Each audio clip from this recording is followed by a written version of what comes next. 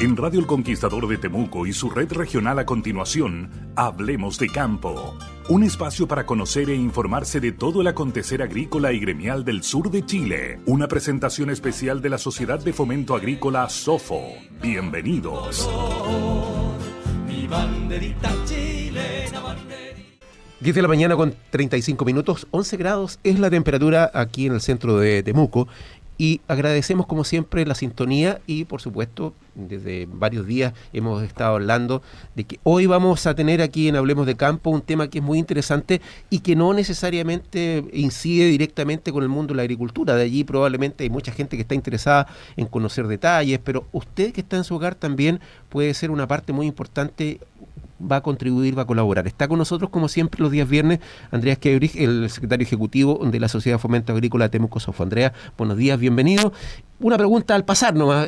Entiendo que fue muy exitosa la Semana de las Tradiciones, ¿no? Sí, bueno, muchas gracias. Buen día a todos. Sí, tuvimos una buena actividad, tuvimos buena concurrencia, lo habíamos comentado antes, o también mis colegas estuvieron acá.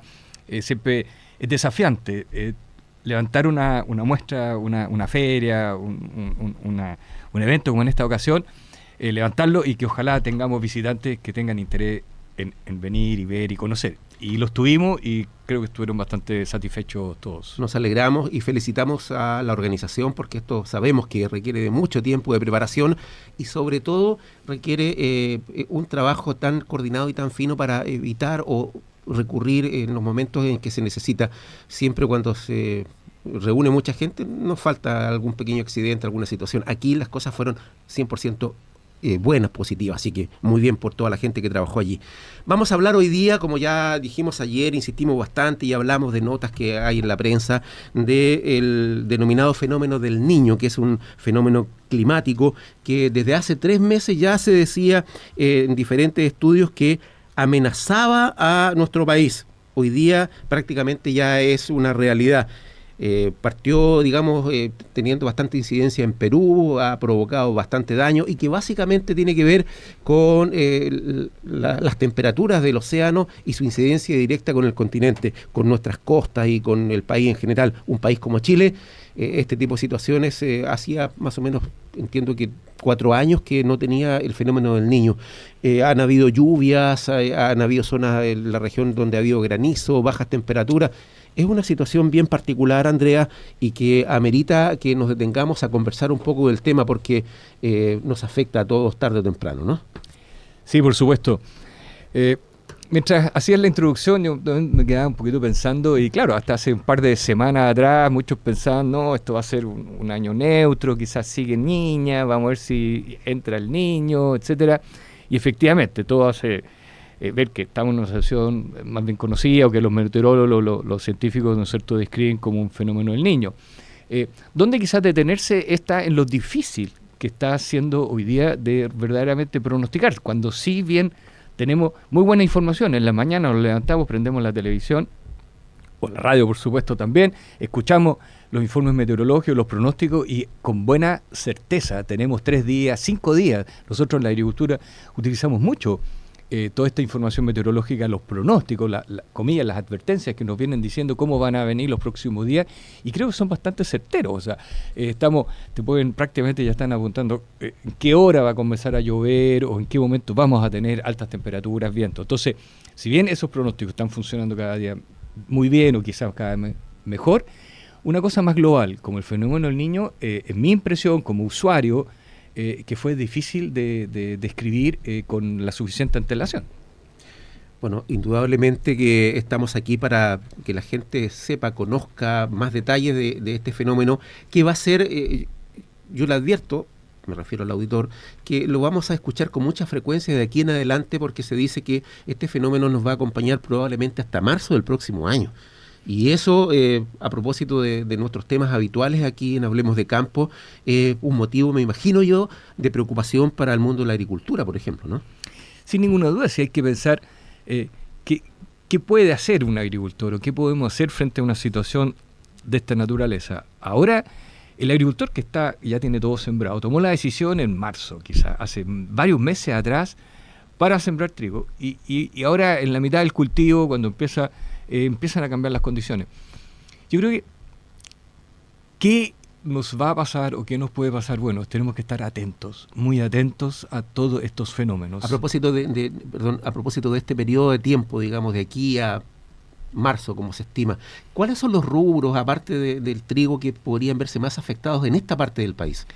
Yo diría prácticamente la mayoría, porque, tenemos trigo, ¿no es cierto?, que está entrando ya a su fase de espigadura, que está entrando, o encañado, los que salen van a ver que está empezando a crecer las plantas, a tomar mayor tamaño, lo mismo con el raps, lo mismo va a pasar con lupino, entran en su periodo más, comillas, interesante, digamos, donde viene la fructificación y la formación de los granos. Pero también vienen las papas que es un cultivo estival, los choclos, muchas hortalizas son de estivales, vale decir, son de crecimiento que se establecen ahora a la salida del invierno.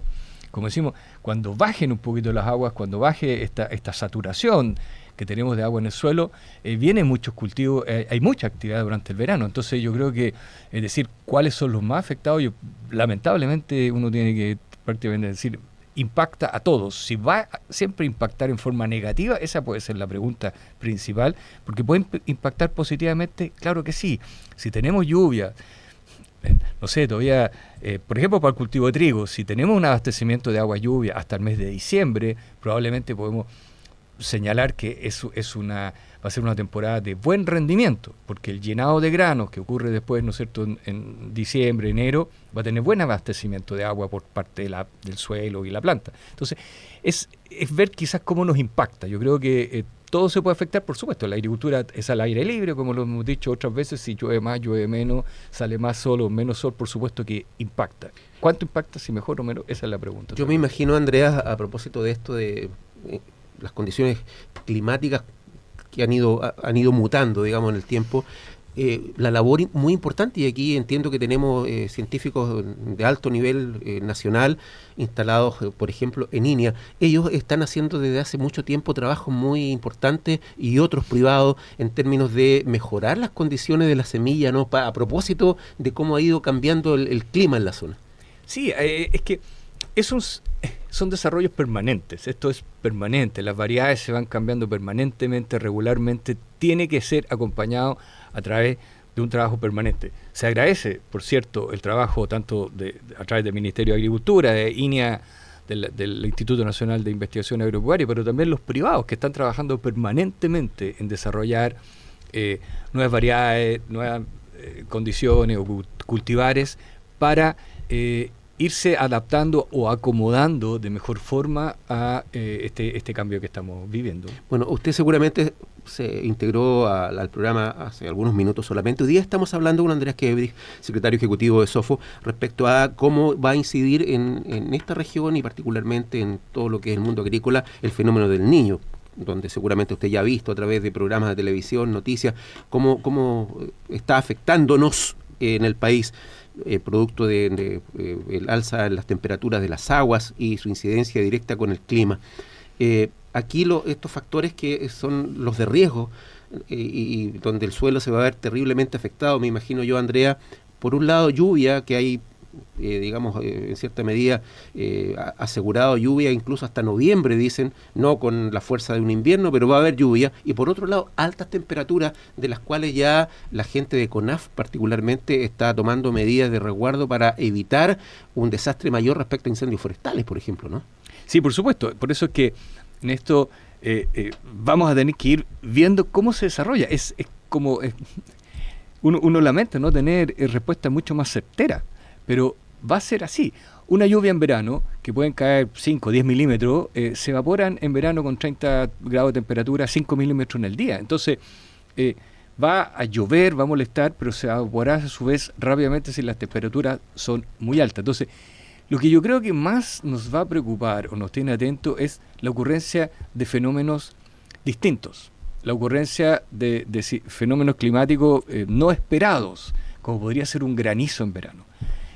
Como podría ser, claro, lluvia 3-4 días seguidas, muchos vientos, lo hemos conversado antes, el viento ha sido un fenómeno que hemos tenido mucho más presente a propósito del cambio climático y estas alteraciones en la atmósfera, que da la idea de que hay más viento. No estoy en condiciones de decir si realmente tenemos más viento, pero sí hemos tenido vientos, especialmente vientos Poelche en pleno verano. Hemos sabido también de más marejadas, si bien este año aparentemente el niño nos ha traído eso por un lado. La niña da la idea que venía con más marejadas que niños. No hemos escuchado tanto de marejadas en este momento, pero entonces eso, el tema de los fenómenos que vamos a tener que enfrentar, esa es la gran interrogante que queda abierta. Bueno, a propósito de los impactos negativos para el mundo de la agricultura, ¿en qué medida, Andreas, la declaración de estados de emergencia agrícola ayudan, contribuyen a darle de alguna manera un respiro a quienes se ven afectados por estos fenómenos? Sin duda, siempre la presencia de la autoridad y el reconocimiento por parte de la autoridad de algún fenómeno especial y que existe un grupo que requiere alguna atención especial, va a ser bienvenida y son medidas correctas, adecuadas. Lo que yo siento, sí, estamos viendo, es que probablemente este declaraciones o esta situación de medidas de emergencia o situaciones de emergencia están siendo cada día más permanentes. Entonces, ¿significará ello que también debemos tratar de adelantarnos, poner realmente la carreta detrás de los bueyes como corresponde, y como decimos normalmente nosotros en el campo, y no al revés, y decir, aparentemente el país está necesitando una política agraria distinta? Vamos a tener que hacer algo diferente. Con lo que veníamos haciendo, van a ser declaraciones de emergencia cada vez que existe una emergencia, pero esa es la necesidad, esa es la respuesta, eso es lo que están necesitando los agricultores. Particularmente sabemos que estas medidas de emergencia apuntan básicamente a pequeños y medianos agricultores, usuarios de INDAP, digamos, que a través de estas políticas pueden recibir mejores ayudas. ¿Es eso lo que necesitan o necesitamos esto enfrentarlo de otra forma, distinta, con una política agrícola diferente, como lo hacen otros países también? Seguros agroclimáticos, qué sé yo, se fijan de riesgo climático, seguros de riesgo climático, probablemente, pero que sean seguros con un subsidio importante, que venga que la póliza sea contratada por el Estado, qué sé yo. Entonces, yo creo que nos está levantando una interrogante para abordarla vía alguna política diferente que debe ser evidentemente planteada por el Ejecutivo y discutido en el Congreso como corresponde. Estamos hablando acerca del fenómeno del Niño. Hoy aquí en Hablemos de Campo con Andreas Kebrich, el secretario ejecutivo de SOFO. Vamos a hacer un pequeño alto musical como siempre y vamos a volver con varias preguntas que nos han llegado en las últimas horas a propósito del interés que tienen auditores vinculados a esta situación, porque de repente da un poco de miedo incluso escuchar que dicen que afortunadamente las altas temperaturas que van a superar los 39 grados en algunos lugares podrían llegar hasta Los Ángeles, y aquí se podrían mantener entre 34 y 35. Son temperaturas que jamás en la historia de esta parte del país o de Chile o de esta parte del continente sospechamos que podían ser efectivas. Como dice por ahí un amigo, la realidad supera ampliamente a la ficción. Escuchamos algo de música y volvemos, Andreas. Bien. Por supuesto, como cada día viernes compartimos aquí temas que son interesantes. Y hoy día hablando acerca del fenómeno del Niño junto a Andreas Kebrich. Preguntas de nuestros auditores que son, yo diría, muy interesantes como siempre. Hay una que está vinculada, me imagino yo, directamente al bolsillo de la gente y que a veces nos faltan los que se aprovechan de estas situaciones, ¿no? Dice, ¿qué productos podrían verse verdaderamente afectados por este fenómeno y que signifique que haya escasez y o alzas en sus precios? Porque de repente suben algún producto y después uno se da cuenta, o las mismas explicaciones de las autoridades que dicen que no tienen nada que ver, digamos, con la situación que está ocurriendo en el momento. ¿Cuál es la verdad de esto? Sí, en esa pregunta una respuesta simple es que podrían ser todos. Como lo hemos dicho hace un par de minutos atrás, evidentemente la agricultura es un negocio por un lado, el agricultor siembra y quiere al menos recuperar de buena manera lo que el cultivo que estableció, sean cultivos anuales, sean hortalizas, sea fruta, lo que sea. O sea, todos quieren recuperar lo invertido y son todos temas de mayor inversión, ¿ya? ¿Se pueden afectar todos? Claro, porque la agricultura más del 50, 60, 70%, dicen algunos, los factores que afectan la producción dependen del clima. Y estamos hablando de que el clima está cambiando. ¿Qué es lo bueno tal vez en todo esto? Y yo creo que en eso hay que colocar un buen énfasis. En Chile, básicamente, lo que opera son mercados transparentes, vale decir, opera la fuerza de la oferta y la demanda, ¿ya? De ahí que los precios suban y bajan. ¿Es bueno? ¿Es malo? Claro, no es tan bueno cuando los precios suben, pero pasa a ser mejor cuando los precios están a la baja. Entonces yo creo que sí es bueno y hay que destacar que en Chile opera, los mercados son transparentes en general todos, desde el ganado que se remata en feria, las hortalizas se rematan en los mercados de abasto, hay siempre mucha presencia de oferta y demanda y se ven cómo se regulan esas ofertas. Así que yo creo que destacar en esto que hay mercados transparentes. Lamentablemente cuando la oferta baja por alguna razón, como el caso de las papas, hay menos papas que las que se están demandando, el precio va a subir. Pero es una condición natural y normal y se da vuelta cuando la oferta es muy alta y la demanda es menor y entonces los precios tienden a la baja. Con las experiencias que ya hemos tenido en el tiempo reciente, ¿cree usted que se está orientando bien a los agricultores para evitar pérdidas mayores producto de estos fenómenos? Bueno, ahí está tal vez lo que planteaba de una política agraria, quizás cómo los orientamos. Si dejamos solamente al agricultor tomando él la decisión solo de oferta y demanda, nos puede pasar lo que pasó ahora que las papas tuvieron 2-3 años muy malos, la gente no sembró papa y simplemente lo que pasó es que llegó menos papa a los mercados y empezó a subir el precio, ¿ya? Vamos a tener que importar, dice el ministro, otros, para poder suplir la demanda insatisfecha por parte de consumidores que necesitan o quieren comer papa, digamos, diariamente. Entonces, ¿eso se puede regular? Sí, yo creo que sí, hay que ver cómo intervenir eso. ¿De situaciones anteriores similares hemos sacado experiencia, hemos aprendido o no? Probablemente poco, porque hemos tenido estas situaciones, ¿ya? Por eso es que yo creo que probablemente se está entrando en un periodo en que vamos a tener que hacer una discusión distinta frente a qué quiere el país respecto de la producción de alimentos que el país es capaz de realizar. Es decir, y ahí está el concepto de seguridad y de soberanía alimentaria que hemos escuchado a veces, que los países deben tratar de ser lo más soberanos posible alimentariamente, digamos, o sea, producir al máximo sus propios alimentos y ver qué es lo que se trae de afuera y no depender solamente de productos importados.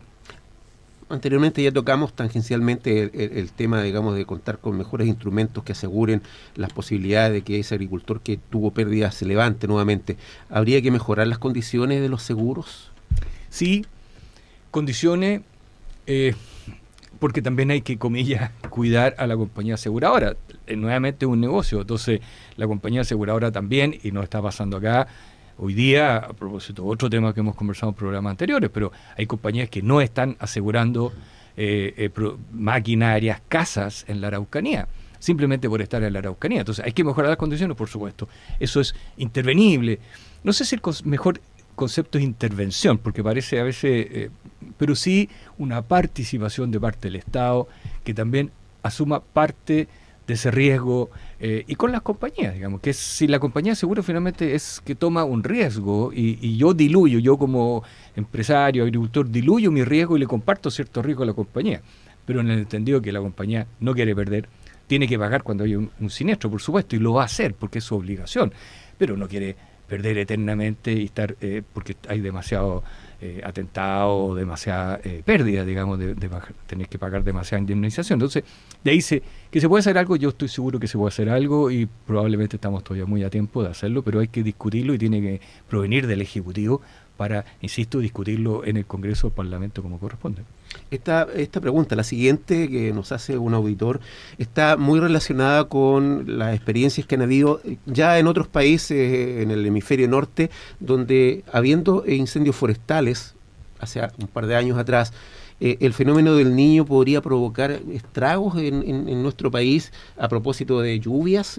Los suelos quedaron muy dañados a causa del incendio. Sí. Bueno, es una pregunta bastante con un elemento técnico importante. Sí, claro, cuando el suelo está desnudo, cuando perdió la cubierta, ya sea por bosque, por un incendio, por la razón que sea, evidentemente queda muy expuesto a erosionarse por efecto de las lluvias.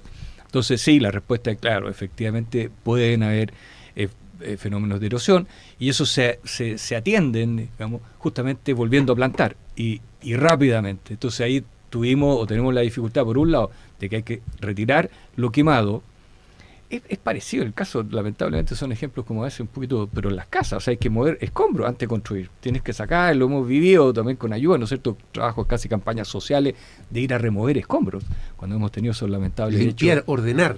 Claro, entonces aquí pasa lo mismo. Entonces ese bosque hay que primero sacarlo, lo quemado, volver a ordenar la situación y plantar. Y eso hay que hacerlo en corto tiempo. En aquella zona donde hubo incendios forestales y amplias extensiones de árboles, digamos, esos suelos, algunos hablaban incluso, no sé qué tanto técnico tenga eso, pero que no era tan dañino el hecho de que hubiese habido un incendio forestal porque podría cambiarse, digamos, el suelo para otro tipo de cultivo. ¿Eso es factible? Más que factible, hay algo de efectivo en eso. O sea, efectivamente, un incendio cuando pasa lo borra todo. ¿Ya? Partimos casi de nuevo con solamente suelo desnudo. Por eso que el peligro de la erosión con las lluvias, porque queda un suelo desnudo, pero para sembrarlo después, claro, puede ser bueno, además que queda, las cenizas también hacen algunos aportes de minerales, fertilizantes, que tienen forma o pueden tener un impacto como fertilizante, o ser considerados fertilizantes, básicamente potasio, algunos elementos. Entonces, se queman semillas, malezas, y las semillas de estas malezas también. Entonces, los incendios tienen, desde ese punto de vista, algo positivo, lo pueden tener, pero mucho más negativo fue el incendio propiamente tal en ese momento. O sea, el que sembró, el que no pudo cosechar un trigo porque se le quemó todo, evidentemente lo perdió todo. Después tiene un potrero que está en buenas condiciones para volver a ser sembrado. Pero perdió. Así es. Entonces el incendio nunca es deseable. Bueno, la última pregunta, nos alcanza el tiempo. ¿El fenómeno del Niño va a provocar más daños? En Perú, por ejemplo, se ha visto así, por eso viene la pregunta, creo yo. ¿Va a provocar más daños al mundo de las pesqueras, de los pescadores artesanales o al mundo de la agricultura? ¿Qué se piensa de eso? ¿Cómo se ve desde el lado de los agricultores esta situación? Yo creo que la pesca artesanal, la pesca más industrial y también la pesca en las granjas acuícolas como salmones, digamos, al igual que la agricultura, trabajamos y desarrollamos nuestra actividad absolutamente a la intemperie. Entonces, cuando tenemos condiciones climáticas adversas o condiciones climáticas distintas, evidentemente nos impacta. Nos impactan las lluvias y las altas temperaturas en la agricultura. Sí, a veces las lluvias son muy necesarias y de repente son innecesarias.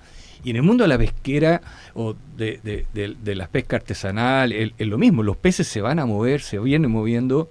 Entonces, si la temperatura del agua está subiendo, los peces se van a retirar de ese, van a buscar lugares y eso hace que todo se altere, ¿ya? Lo mismo en las granjas acuícolas, con temperaturas mayores, también no hay un buen desarrollo como era lo esperado. Así que yo creo que en este caso ambos sectores son similarmente afectados. No conozco los detalles totales del caso de cómo comporta toda la población que está en el mar, de peces estoy pensando y moluscos, etcétera, pero sin duda se impactan por el solo hecho que trabajamos a la intemperie. Todos somos nuestra actividad está estrechamente vinculado con lo que está pasando en el entorno de la atmósfera y del mar en este caso. Es indudable que es un tema que da para mucho más y que probablemente vamos a volver a abordar desde otra perspectiva, desde otra arista en próximos programas. Nos alcanzó el tiempo, Andrea, esperamos volvernos a reunir la próxima semana con otro tema tan interesante como este. Volver a felicitarles a todos quienes forman parte del equipo de producción de la Feria y las Tradiciones, que ya empezaron, entiendo, a prepararse para la Expo Sofo 2023, que es otro gran desafío. Así es que bueno, ya estaremos hablando de eso también. Muchas gracias por estar aquí con nosotros hablando de campo en El Conquistador. Gracias, Carlos. El acontecer gremial y los más destacados de la agricultura del sur de Chile han sido parte de la mañana en El Conquistador de Temuco y su red regional. Hablemos de campo, una gentil invitación de la Sociedad de Fomento Agrícola Sofo. Tricolor, mi banderita chilena.